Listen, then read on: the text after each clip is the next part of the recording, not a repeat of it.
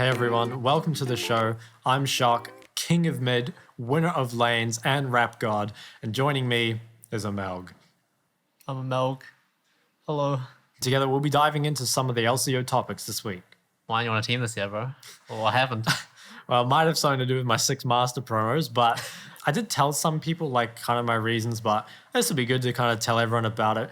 For me, I still really like the competitive league games. I really like actually being in the stage game itself. I think just in general, the esports schedule is a bit tougher for players in New Zealand. As you probably know, scrims would start at 5 p.m. and wouldn't end until 10. And, then that's the prime solo queue slot after that. So it was kind of annoying to have to, change my sleep schedule pretty drastically because I like being a normie, waking up at normal times. So yeah, what about you? Did you retire to focus on the thug life or, what was it? Yeah, I had a few offers from different gangs. But Different yeah, gangs, yeah, I reckon. No, yeah. Well, I finished uni last year, and then I got a job offer, and it was pretty much too good to pass up. Honestly, Okay. it was That's to be on the show, right? Yeah, yeah, of course. Yeah. You guys are paying me the big bucks. That's right. The competitive league scene is pretty rough. You have to always be on top of your game. You can't just focus on playing. You have to make your own brand and stuff as well if you actually want to go overseas or whatever you want to do with league. Is there anything you think you'll really miss from it? I guess just being able to play on, I guess not on stage, but just in front of a stream, Yeah, That's in a always good. competitive environment. Yeah, sort of because thing, my parents never really believed in esports. That was a meme, and then they actually started watching my games, and then it was a bit of an eye opener for them, and that felt pretty good. Yeah, fuck them. Yeah, no, it's gonna suck not being on broadcast, but at least I'm on these cameras, Sure. so that's pretty cool, I guess. This is the big leagues now. Yeah, we're going huge. We're going worldwide. That's right. I mean, after watching this week's games, who do you think would be your most likely MVP? So for me, there are 2 front runners for MVP. I would say Balkan and Raze. So I think Balkan, when he played in OC before, was a really top tier jungler. He was also really aggressive. His play style is pretty psychotic. And I think that works pretty well. I think a lot of the time games go really slow. I think having someone to force the issue and punish the scaling teams has done pretty well. When the scaling teams are left to scale, it's the really strong AD carries, Violet, Raze, that come out on top. So for my second MVP, I do think if Balkan isn't gonna go crazy with it, I think there's a high chance that Raze ends up as the MVP of the split. He always has a really strong team fight presence, and even though I think his laning is probably on the weaker side, I think him and Violet are pretty different players. I think they will be the kind of cornerstone of ADCs for this split and that kind of 1v9 player. Yeah. I'd probably say Raze as well. Obviously, he's been in NA. I think it was always quite solid. Now that he's come back with a bunch of experience, I think he will pretty much leave all the other ADCs in the dust as the season goes on. So did you have any player to watch either before the split started or after seeing a week of games? Do you have anyone that kind of caught your eye or anything like that? I think Winter is a really good top. I think it was underestimated for a lot of last year, but towards the end, people kind of started to recognize him a lot more. Pabu and stuff publicly said he would kill it this year, and I think he will. He's also really funny, actually. He's really funny. Yeah, it's good interviews. Yeah, for sure. Other than that, I think Zoranus as well on Direwolves. Because I remember seeing an interview with, I think it was Kiyose, and he said that he was actually doing a lot of the shot calling for Direwolves, which is pretty surprising considering he's a rookie to the LCO. So I think a lot of Direwolves' success will rely on him. Yeah, he's been in high elo for a long time. He's always been in the scene, and I think, could be wrong, but I think he won OCS on Direwolves. Yes. Is that right? Yeah. So he does, I guess, have a fair amount of amateur experience, but yeah, he's never been in LCO or OPL. Yeah. So for me, I went over this on my stream, but I think Cheon on Peace is a player to watch for me. I don't think he's going to be the best ADC this split, but I think in split 2, he could be quite strong. I think he's very versatile as an AD carry. He's one of the few AD carries that plays mages and AP champs to a pretty high level. And I think his kind of performance will dictate how Peace does quite a lot. Looking at Peace compared to last year, I think they're actually very similar. Like Appy, like Tally, is a role swapped top, so he can play like a lot of those melee champions. I think Tien is a very like resource hungry top laner. Sort of like Appy, I think Appy was a bit better the weak side, but I do think again like Peace will be relying on that like carry bot lane, and I think Cheon having worked with Violet.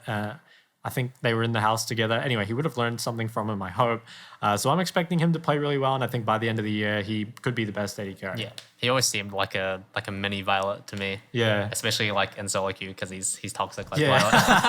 Violet. Sure. But yeah, I think his like mechanics are pretty good, and like yeah, as you said, he's probably learned like a decent amount in Violet. So yeah, I wouldn't be surprised if he does well this year as well.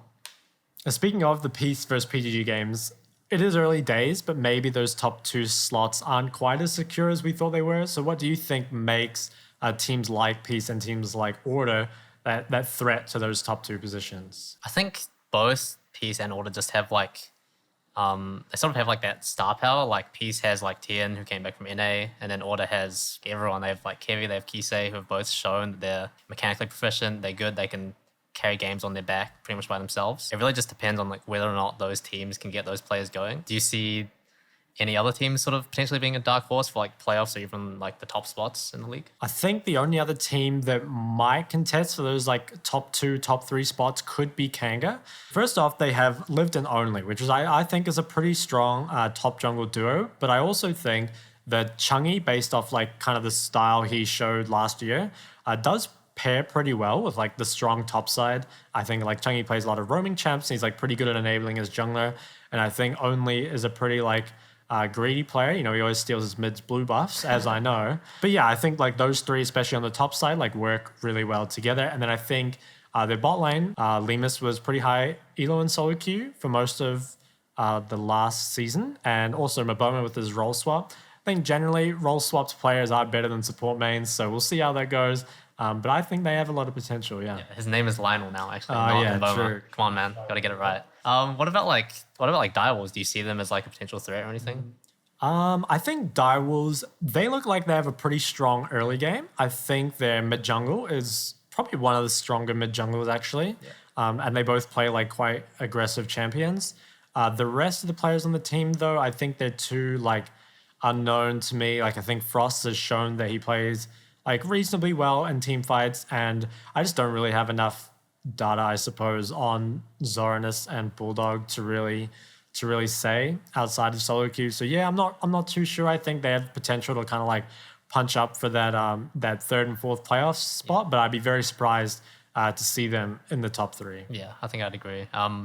Like speaking of like Frost specifically, I thought he always looked like pretty good on Mammoth, which was kind of like collapsing around him. Obviously, like they didn't do very well for however many years now. Yeah, that sucks. But yeah, I don't know. He always seemed like a mechanically good player. Although like, I don't know, if you've got like a tiny bit of bronze and like a steaming pile of shit, then like obviously he's gonna look good, right? Jeez,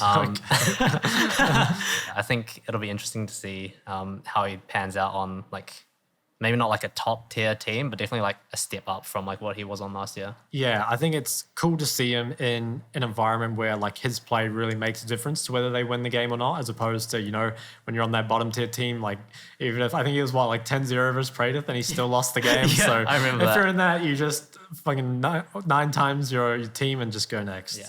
So I thought it was also really cool to see that the LCO spirit is still there, because I think so many players left this year, something like 10 or 15. Yeah. It's like probably the highest like turnover there's ever been. But yeah, it was cool to see that LCO spirit still survived. There was just like so much random shit happening on broadcast. Yeah.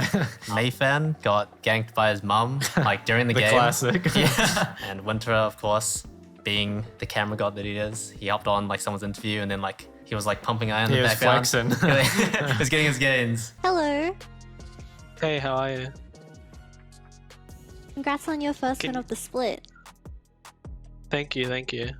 Kitty's interviewing, I think her interview with Kyosei was definitely, it was like something straight out of an RPG game. Oh yeah, that one. The NPC interview. Of course, we have the contract nightmares with Gravitas's 2 million man roster, I think around 2 million-ish. Wouldn't be OCE without contract problems, would Yeah, it? I mean, we saw that with Lemus as well. I mean, he didn't even have power until he like won the game. That's right, So yeah. definitely some shady stuff going on there. Might have to Might have to get ESL to look into that. Yeah, speaking of things LCO needs to look into, that other LCO show, Cheap Knockoff. Who are those guys? Yeah, I don't anyway? know how they managed to swing that, but All right, well, that's it for today's show.